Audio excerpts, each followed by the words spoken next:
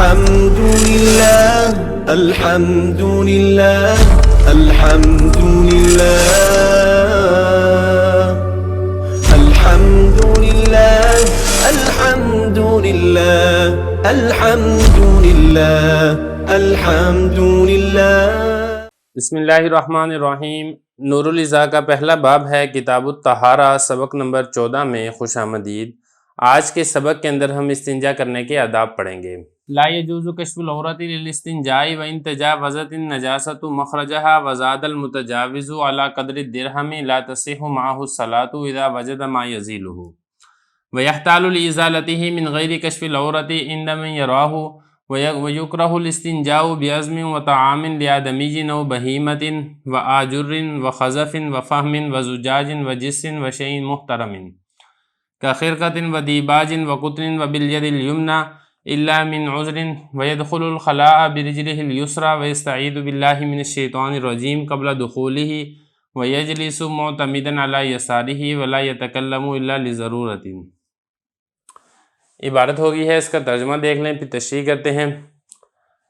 فرما رہے ہیں کہ سطر کا کھولنا جائز نہیں ہے استنجا کرنے کے لیے، اور اگر نجاست تجاوز کر گئی ہے اپنے نکلنے کی جگہ سے اور نکلنے والی نجاست زیادہ ہو گئی ہے 1 درہم کی مقدار سے، تو اس کے ساتھ نماز صحیح نہیں ہے جبکہ پالے وہ چیز جس سے وہ نجاست کو زائل کر لے، اور ہلا کرے گا نجاست کو زائل کرنے کے لیے بغیر سطر کو کھولے اس شخص کی موجودگی میں جو اس کو دیکھتا ہو، اور استنجا کرنا مکروہ ہے ہڈی کے ساتھ اور کھانے کے ساتھ جو آدمی کا ہو یا جانور کا ہو، اور پکی اینٹ کے ساتھ اور ٹھیکری کے ساتھ اور کوئلے کے ساتھ اور کانچ کے ٹکڑے کے ساتھ اور چونے کے ساتھ، اور اسی طریقے سے کسی احترام والی چیز کے ساتھ جیسے کپڑے کے ٹکڑے کے ساتھ، ریشم کے ساتھ، روئی کے ساتھ اور دائیں ہاتھ کے ساتھ، مگر یہ کہ کوئی عذر ہو، اور داخل ہوگا بیت الخلاء میں اپنے بائیں پاؤں کے ساتھ، اور اللہ سے پناہ مانگے گا شیطان مردود کے شر سے بیت الخلاء میں داخل ہونے سے پہلے، اور بیٹھے گا سہارا لگانے والا ہوگا اپنے بائیں طرف، اور بات نہیں کرے گا مگر ضرورت کی وجہ سے۔ عبارت اور ترجمہ ہو چکا ہے، اب چلتے ہیں اس کی تشریح کی طرف۔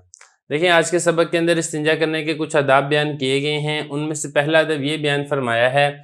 کہ جو سطر ہے اس کا کھولنا جائز نہیں ہے استنجا کرنے کے لیے۔ دیکھیں اس میں 2 صورتیں ہیں۔ ایک صورت تو یہ ہے کہ آپ ایسی جگہ کے اوپر استنجا کر رہے ہیں جو پردے والی جگہ ہے، جیسے کہ بیت الخلاء ہے، لیٹرین ہے، یا اسی طریقے سے کوئی جنگل ویرانہ ہے، تو وہاں پر تو آپ اپنا سطر کھول کے آپ وہاں پہ تسلی کے ساتھ استنجا کر سکتے ہیں۔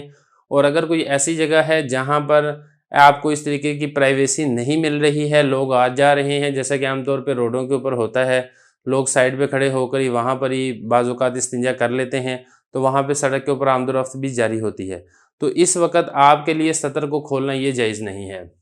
تو یہ فرمایا کہ سطر کو کھولنا استنجا کرنے کے لیے جائز نہیں ہے، اور اگر نجاست بڑھ جائے اپنے مخرج سے، اور بڑھنے والی جو نجاست ہے وہ 1 درہم سے بڑھ جائے گی، لا تصح معہ الصلاۃ، تو پھر ایسی نجاست کے نام نماز کو پڑھنا یہ صحیح نہیں ہے۔ آپ کے لیے لازم اور ضروری ہے کہ آپ پہلے اس نجاست کو دور کریں، پاکی حاصل کریں، پھر اس کے بعد آپ نماز کو ادا کریں، جیسا کہ ہم پچھلے سبق کے اندر تفصیل سے پڑھ چکے ہیں۔ اذا وجد ما یزیلہ، اگلا مسئلہ دیکھیں، یہ جو ہے نا اذا وجد ما یزیلہ، یہ شرط ہے، اور لا تصح معہ الصلاۃ یہ اس کی جزا ہے۔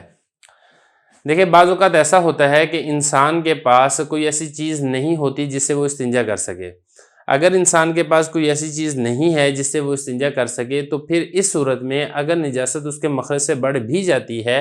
تو پھر بھی اس کی نماز اس کے ساتھ ادا ہو جائے گی، وجہ یہ کہ اس کے پاس کوئی ایسی چیز نہیں ہے جس سے وہ نجاست کو دور کر سکے، اور اگر اس کے پاس نجاست کو دور کرنے کے لیے کوئی نہ کوئی چیز موجود ہے تو پھر اس کے لیے لازم اور ضروری ہے کہ پھر یہ استنجا کرے، اور پھر پاکی حاصل کرنے کے بعد پھر یہ نماز پڑھے گا۔ بات یاد رکھیے گا، یہ اس وقت ہے جب کہ نجاست اپنے مخرج سے تجاوز کر جائے،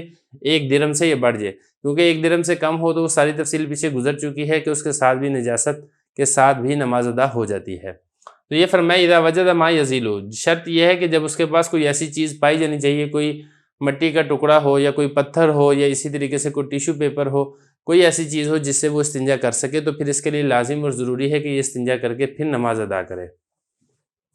وَيَحْتَالُ لِإِزَالَتِهِ مِنْ غَيْرِ كَشْفِ الْعَوْرَةِ عِنْدَ مَنْ يَرَاهُ، اگلا مسئلہ ہیلا اختیار کرے گا نجاست کو زائل کرنے کے لیے بغیر اپنے سطر کو کھولے اس شخص کی موجودگی میں جو اس کو دیکھتا ہو۔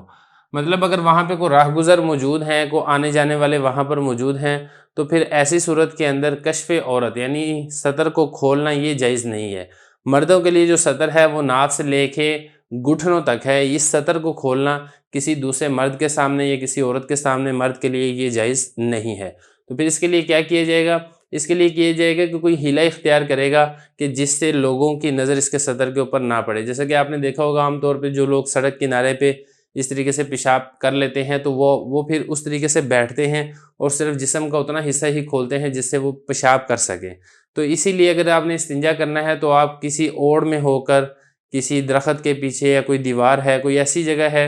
جہاں پہ لوگوں کی نظر آپ کے اوپر نہ پڑے اور پھر آپ وہاں پہ سطر کھول سکتے ہیں، اور اگر لوگوں کی نظر پڑ رہی ہے تو پھر آپ کے لیے سطر کا کھولنا یہ جائز نہیں ہے۔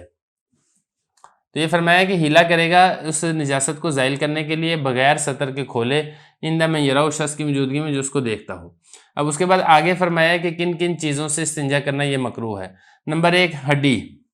ہڈی کے ساتھ استنجا نہیں کر سکتے، اور اسی طریقے سے آدمی اور جانور کا کھانا ہے اس کے ساتھ بھی آپ استنجا نہیں کر سکتے۔ جانور عام طور پہ گھاس پھوس کھاتے ہیں، چارہ کھاتے ہیں، تو چارے کے ساتھ بھی استنجا نہیں کیا جا سکتا، ہڈی کے ساتھ بھی استنجا نہیں کیا جا سکتا، کیونکہ حدیث مبارک کے مطابق یہ ہڈی جنوں کی غذا ہے۔ اور اسی طریقے سے آجر جو پکی اینٹ ہے اس کے ٹکڑے کے ساتھ آپ استنجا نہیں کر سکتے۔ خزف جو مٹی کا ٹھیکرا ہوتا ہے، جب اینٹ کو پکایا جاتا ہے تو اس کی جو ٹھیکری ہوتی ہے بجنے والی، اس کے ذریعے سے بھی آپ استنجا نہیں کر سکتے۔ وجہ یہ ہے کہ اس میں زخمی ہونے کا خوف ہے۔ اور اسی طریقے سے کوئلہ، اس سے بھی آپ کو استنجا کرنا یہ منع ہے۔ وجہ یہ ہے کہ جو کوئلہ ہے اس سے پھر تلویث ہو جائے گی، نجاست صاف ہونے کے بجائے نجاست مزید زیادہ پھیل سکتی ہے۔ اسی طریقے سے کانچ کا ٹکڑا ہے، کوئی شیشہ ہے، اس کے ذریعے سے چونکہ زخمی ہوا جا سکتا ہے، اس لیے اس سے بھی استنجا کرنے کی اجازت نہیں ہے۔ اور جس چونا ہو، اس کے ذریعے سے بھی چونکہ نقصان کا اندیشہ ہوتا ہے، صحت کے لیے اچھا نہیں ہوتا، اس لیے اس کے ذریعے سے بھی آپ استنجا نہیں کر سکتے۔ اور اسی طریقے سے کوئی قابل احترام چیز ہے تو اس کے ذریعے سے بھی آپ استنجا نہیں کر سکتے۔ مثال کے طور پہ کوئی کپڑے کا ٹکڑا ہے، تو کپڑا چونکہ ایک قابل احترام چیز ہے، لہذا اس کے ذریعے سے آپ استنجا نہیں کر سکتے۔ ریشم ہے، وہ تو مہنگا ہی بہت ہوتا ہے، یا اسی طریقے سے روئی ہے، اس کے ذریعے سے بھی آپ استنجا کرنا یہ منع ہے۔ وبالید الیمنی، اور دائیں ہاتھ سے استنجا کرنا یہ بھی مکروہ ہے، الا من عذر، مگر یہ کہ کوئی عذر ہو۔ اگر انسان کے بائیں ہاتھ کے اوپر کوئی زخم ہے یا کوئی ایسا معذور ہے جس کا بائیں ہاتھ صحیح طریقے سے کام ہی نہیں کرتا یا کٹا ہوا ہے، مقصد یہ ہے کہ کوئی مجبوری ہو تو پھر دائیں ہاتھ سے استنجا کیا جا سکتا ہے۔ اگر کوئی مجبوری نہیں ہے تو پھر بائیں ہاتھ سے ہی استنجا کیا جائے گا، دائیں ہاتھ کو استعمال نہیں کیا جائے گا۔ یہاں تک آگے فرمایا وَيَدْخُلُ الْخَلَاءَ بِرِجْلِهِ الْيُسْرَىٰ، بیت الخلاء کے اندر جب آپ داخل ہوں گے تو پھر آپ بایاں پاؤں پہلے رکھیں گے، پھر آپ بیت الخلاء کے اندر داخل ہوں گے۔ اور بیت الخلاء میں داخل ہونے سے پہلے اللہ تعالیٰ سے جو شیطان ہے اور جو خبیث جن اور جنات ہیں ان کے شر سے بھی اللہ تعالیٰ سے آپ پناہ مانگ لیں۔ وہ بیت الخلاء میں داخل ہونے کی بڑی مشہور دعا ہے، اللہم انی اعوذ بک من الخبث والخبائث، وہ پڑھ کے آپ پھر بیت الخلاء میں داخل ہوں۔ تو یہ فرمایا کہ اللہ تعالیٰ سے پناہ مانگے گا شیطان مردود سے بیت الخلاء میں داخل ہونے سے پہلے۔ وَيَجْلِسُ مُعْتَمِدًا عَلَىٰ يَسَارِهِ، اگلا مسئلہ آگے فرمایا کہ جب وہ بیٹھے گا تو وہ اپنے بائیں پاؤں پر تھوڑا وزن دے کے بیٹھے گا۔ وجہ اس میں یہ ہے کہ جب انسان بیت الخلاء میں بیٹھتے وقت اپنے بائیں پاؤں پر تھوڑا سا وزن دیتا ہے بائیں سائڈ کے اوپر، تو اس کو پخانہ کرنے کے اندر آسانی ہوتی ہے۔ تو اس لیے باقی یہ کوئی لازمی اور ضروری مسئلہ نہیں ہے، جیسے آپ نارمل طریقے سے بیٹھتے ہیں، مقصد تو یہ ہے کہ آپ صحیح طریقے سے فراغت ہو جائے، صحیح طریقے سے پاکی حاصل ہو جائے، تو ایک فائدے کے طور پر ذکر کیا ہے تاکہ اس کے اندر سہولت ہو جائے، باقی یہ کوئی لازم اور ضروری والا مسئلہ نہیں ہے۔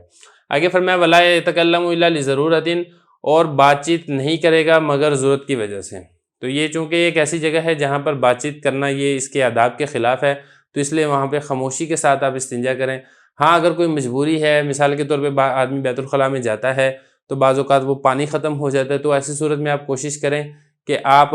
آواز نکالے بغیر متوجہ کر دیں، مثال کے طور پہ دروازہ کھٹکھٹا دیں یا کوئی اور چیز ہے اس کو بجا دیں تاکہ باہر والا جو ہے اس کو پتہ چل جائے۔ اور اگر ایسا ممکن نہیں ہے تو پھر آپ ایسی صورت کے اندر آپ آواز بھی دے سکتے ہیں کہ باہر والا وہ موٹر چلا دے اور جو پانی نہیں ہے وہ پانی آنا شروع ہو جائے۔ تو یہ کچھ آداب تھے استنجا کے، باقی انشاءاللہ جو مسائل ہیں وہ ہم اس کے بعد پڑھیں گے۔